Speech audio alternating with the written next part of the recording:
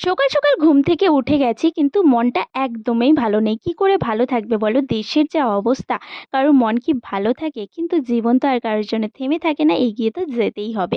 আর দেখো, এই কাঁঠালগুলো কিছুদিন আগে ছোট ছোট্ট কিউট কিউট ছিল, আর কিছু দিনের মধ্যে কতটা বড় হয়ে গেছে। এটা থেকে আমরা কি শিক্ষা পাই? যে কোনো জিনিস, ফল বলো, গাছ বলো, পোকা মাকড়, পশু পাখি, মানুষ, কেউ কিন্তু কারোর জন্য থেমে থাকে না। সময়ের সাথে সাথে সবাই বদলে যায়। আর এত পরিমাণে আম পড়ছে যে আম কুড়িয়ে আর ভেতরে নিয়ে যাওয়ার সময় হচ্ছে না, গাছের গোড়াতেই রাখা হচ্ছে। আর দেখো কি সুন্দর সুন্দর পাতাবাহার লাগিয়েছে আমার মা বাবা দুজন মিলেই লাগিয়েছে, আমার তো ভীষণই ভালো লাগে। আর তোমরা কি কিছু দেখতে পাচ্ছ? দেখো তো ভালো করে, এখানে কিছু দেখতে পাচ্ছ কি না?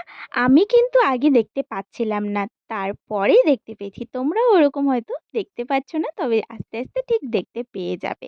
আমি এখানে পাতা পড়েছে বলে পরিষ্কার করব বলে গাছ টাছগুলো নাড়াচাড়া করছিলাম, যেহেতু পাতাগুলো পরিষ্কার করব।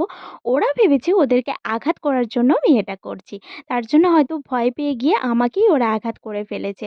যেমন আমরা যে কোনো ভয়ানক জিনিস দেখলে দেখবে ভয় পেয়ে যাই, সেটাকে আঘাত করে ফেলি, সেরকম এরাও কিন্তু দেখো আমার ছোট্ট করে হাতে একটু আদরও করে দিয়েছে।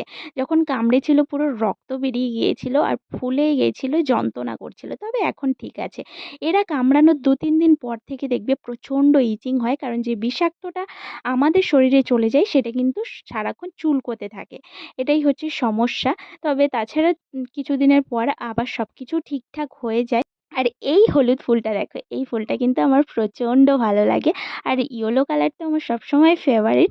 তবে এই ফুলের নামটা কিন্তু আমি জানি না, তোমাদেরকে জিজ্ঞাসা করেছিলাম, তোমরাও বলতে পারোনি।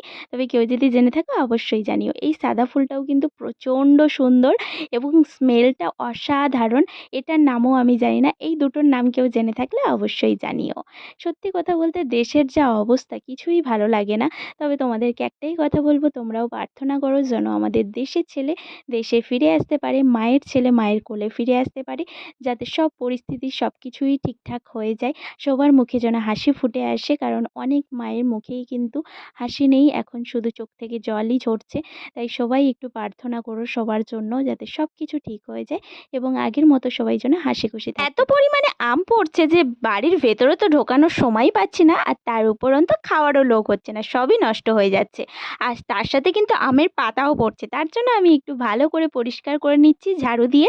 কারণ যত ঘর বাড়ি পরিষ্কার থাকবে মনটাও কিন্তু ভালো থাকে।